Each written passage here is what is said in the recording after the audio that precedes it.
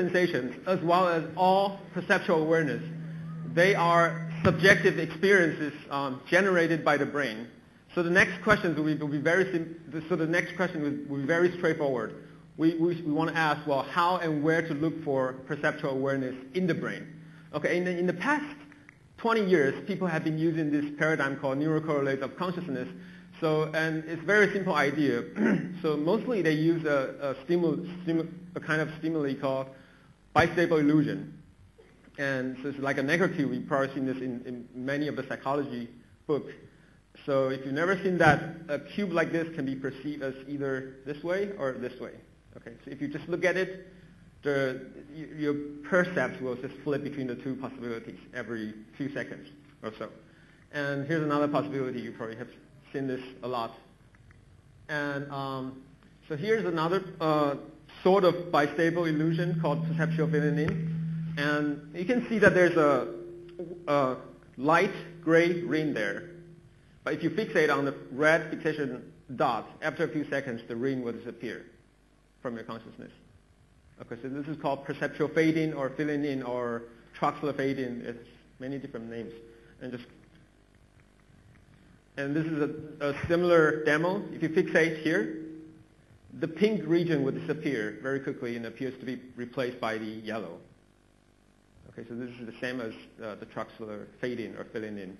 Well, and actually we found that it's not filling in. It's actually a mixing between the foreground and background area, but I'm not going to talk about that too much today.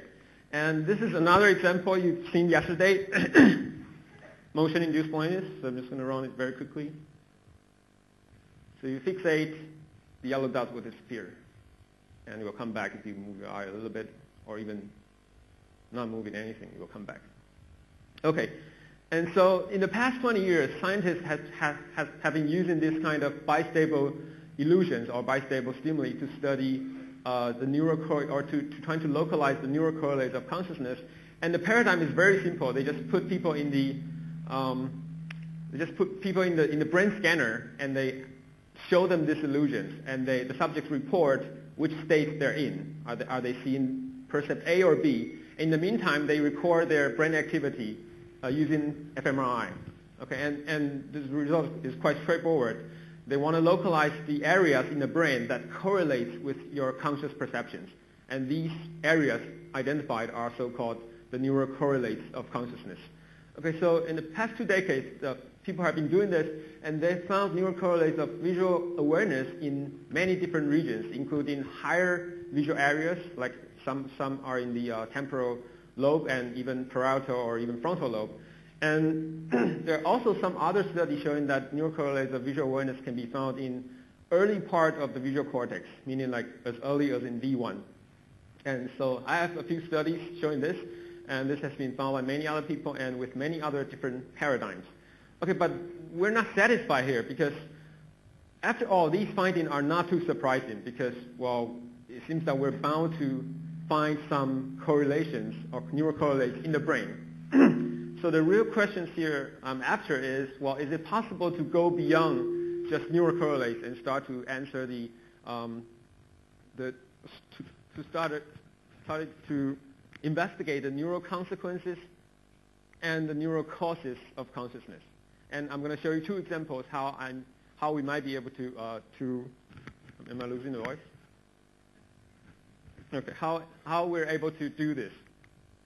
Okay, so there are going to be 2 parts of my talk. The first one is about neural consequences of visual awareness. And the idea is very simple. So we have neuroactivity and we have your conscious percepts. And we want to manipulate one and to see the other one, if the other one follows or not. So in the first part of the talk, we're going to directly manipulate the content of a consciousness and see if neuroactivity follows. Okay? And conversely, in the second part of the talk, we're going to do the opposite. We're going to ask or trying to observe when there's a difference in, or when there's a change in neuroactivity, does consciousness follow or not? Or can we even use this change in neuroactivity to predict what you're going to perceive in these kind of bistable illusion paradigm? Okay, so now the first part. So now I'm going to do a demo. So please clap if you, I'm going to show you some pictures contain images. Please clap if you think you know what it is. Okay, ready? No, I haven't shown anything yet. Okay, first one. Okay, some of you probably can see it, but not a lot. Okay, here's another one. This one is probably harder. Okay, so you think you might see it, but you're probably wrong. So now I'm going to show you the grayscale photo of these images, and you should be able to see it very clearly. So this one is a frog. Okay, and this one is a fish. Okay, so now if I show you the original black and white version of the picture, you should be able to clearly see what it is. Okay, so now you can see that clearly it's a frog and this is a fish. Okay, so now we have this way to manipulate your recognition or your consciousness about the picture.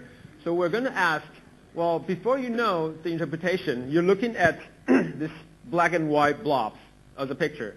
And so is your consciousness, right? You're just seeing black and white blobs. And so is probably true for your neural representation. So and we can look for your, let's say, higher visual neural representation is probably just representing these black and white stuff. And so is true for your lower level or early neural representation.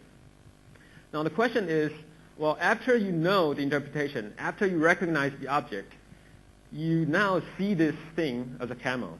Okay?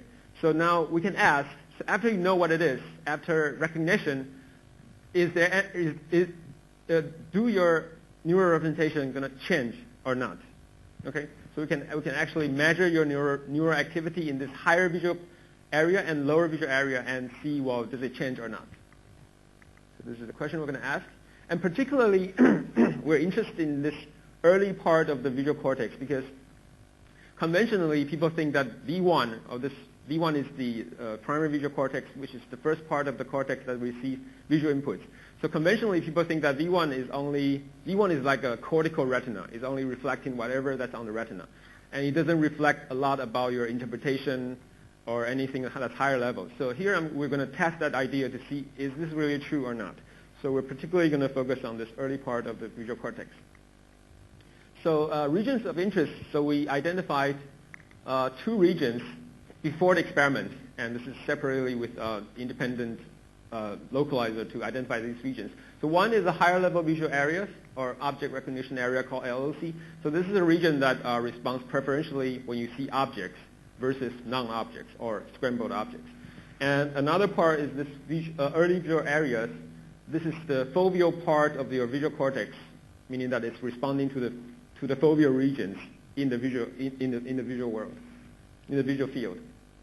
So we have these 2 regions, and the experiment goes like this. So in stage 1, we brought in the subject and we make sure that they couldn't see anything. So we show them this camel here, and of course they don't know it is camel. And they're looking, and they're doing an orthogonal task by saying, well, is this a high contrast picture or a low contrast picture? So this is like a low, high. So it's doing totally an irrelevant task. And they're doing this for 30 minutes, like half an hour. Very boring task. And in stage 2, we show them the photo. And of course, at this stage, they know what it is. And once again, they're doing the orthogonal task, the contrast task. And in stage 3, they're back to this black and white version. And of course, at this stage, they can recognize this as a camel. Okay, so now at the end of the experiment, we've collected 3 stages of data, before, photo, and after. And we're going to ask, does the neural representation change or not after you recognize it? And we're going to use this multivariate pattern analysis method.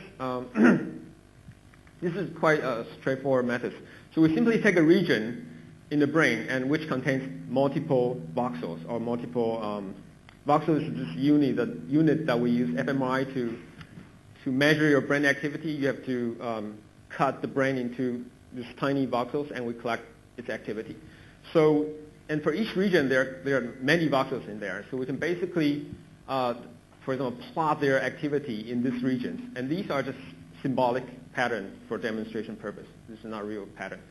But our hypothesis is that we're going to simply measure the similarity between these patterns.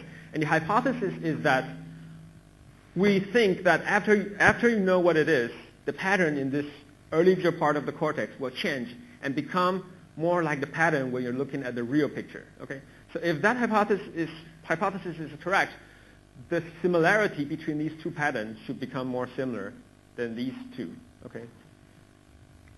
So, and we checked this in the higher visual area LOC, and we found that the red bar represents the correlation between before and photo patterns, and the green bar represents the correlation between after and photo, and which is significantly greater than the correlation between before and photo. Meaning that after you know what it is, so after recognition happens, the neural representation or the neural activity pattern in this higher visual cortex or higher visual area actually changes. And it not only changes, it changes and becomes more like the pattern as if you're looking at a real picture. Okay? And now what happens in early visual cortex, this is the real part that we really care. So the red part once again represents the correlation between before and photo patterns, and the green bar represents the pattern, the correlation between after and photo, which is once again significantly greater than the correlation between before and photo.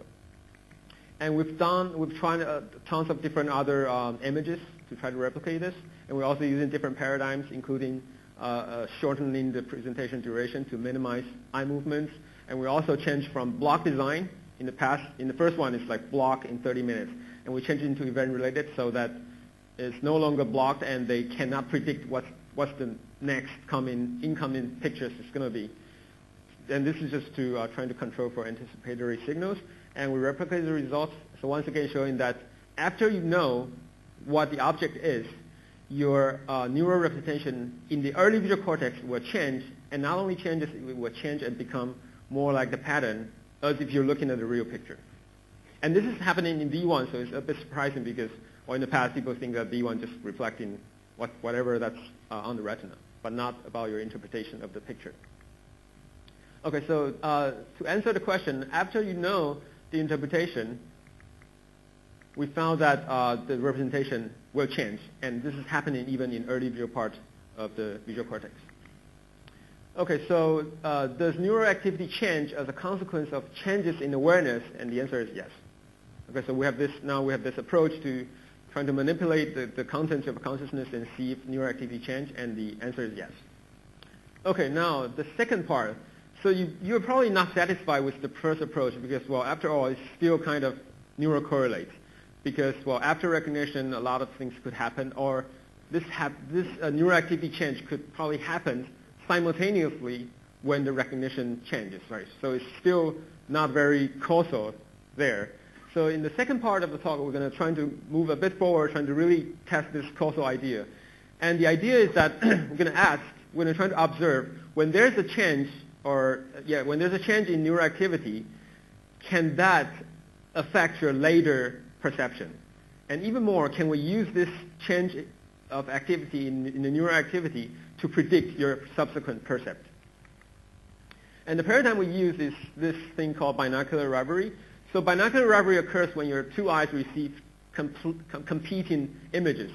So in this case, you're seeing a left eye you're seeing a red house in the left eye and a face in the right eye, and as a result, the conscious perception will flip between one or the other. And so if you have these glasses in your hands, you can just try to, so I don't have a lot, but if you have it, you can try to look at it. And in this case, your left eye is seeing face or house, and the other eye is seeing the other. And you should be able to see face for a few seconds, and then it will flip to houses. And please pass around if you see that. And if you don't have a chance to see it, we have a demo booth upstairs, so you're welcome to go there and check it. But you do have to return this glasses back to me because we need that for the demo. Okay, so I'm going to just put it up there so that you can keep looking at it if you want while I'm talking. Okay, so people have been using this paradigm a lot, actually, to look for the neural correlates of consciousness.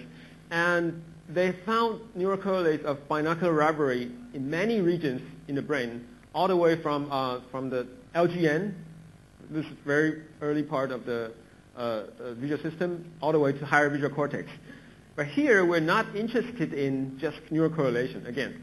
So we're not interested in, we're interested in not just correlation, but what actually determines what you're going to see during binocular rivalry. Because, for example, I can show you this same stimulus again and again.